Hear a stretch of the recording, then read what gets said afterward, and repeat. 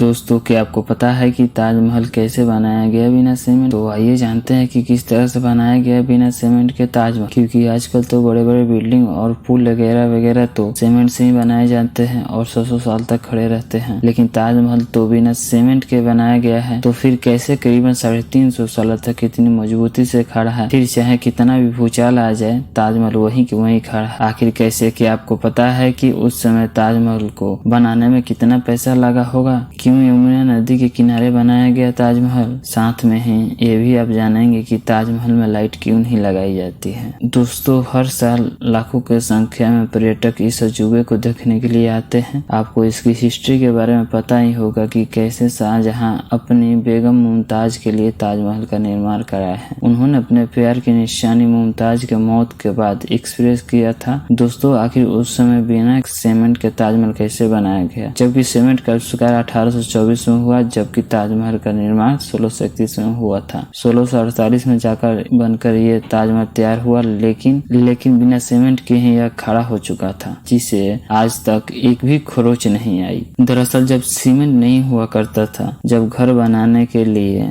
एक अलग प्रकार के पेस्ट यूज किया जाता था, जिसमें कई अजीब चीजें होती थी। यदि ताजमहल के कंस्ट्रक्शन की बात करें तो सेमी प्रीसियस स्टोन, अकीक, येमेनाइट, फिरोजा, लजवाड, मूंग, सुल्लामेनी, लेहसानिया, तामरा, ये सब पत्थर यूज होते थे, जो बहुत ही रेत होते थे। ये सब रसिया, राजस्थान, उज्बेकिस्तान, ईरान, इजराइल, इन सब दुनिया भर के अलग अलग देशों से मंगाए गए थे। इसमें कुछ अल्ट्रा लेयर स्टोन भी यूज हुए थे, जैसे कि टिलाई, पाइजिहार, अजूबा, जो कि इतने नए होते हैं कि पता ही नहीं शाहजहां ने कैसे अरेंज किया होगा, लेकिन उन्होंने किया वो तो एक काबिलिय तारीफ है। और जो सिगरेट ताजमहल के पेस्ट बनाने में होता था, उसमें गुड़, बतासा, पलगिरी, पानी जैसी और भी चीजें डालकर पेस्ट बनाया जाता था, और इसे पेस्ट सीमेंट से ज्यादा मजबूत होता था। जो ताजमहल का नींव लकड़ियों से बनाया गया है। अब आप कहीं ये तो नहीं सोच रहे हैं कि लकड़िया का नींव 370 साल से कैसे चल रहा है? दरअसल इसमें सबसे बड़ा रोल यमुना नदी का है। यमुना नदी ताजमहल को एक अच्छा व्यू ही नहीं देती, बल्कि यमुना नदी न रहे तो ताजमहल गिर भी सकता है। इसमें होता यह है कि चालाक लोगों ने ऐसी लकड़ियों का इस्तेमाल किया जिसमें चाहे जितना भी पानी लगता रहे, वो लकड़ियां और भी मजबूत होती जा रही है, वरना बाकी लकड़ियों की नमी की वजह से खराब हो जाती। और यही वजह है कि ताजमहल खड़ा होने में ताजमहल यमुना नदी का बड़ा रोल है। यदि यमुना नदी सूख जाए तो ताजमहल उसके बगैर खड़ा नहीं रह पाएगा। तो आपने देखा होगा कि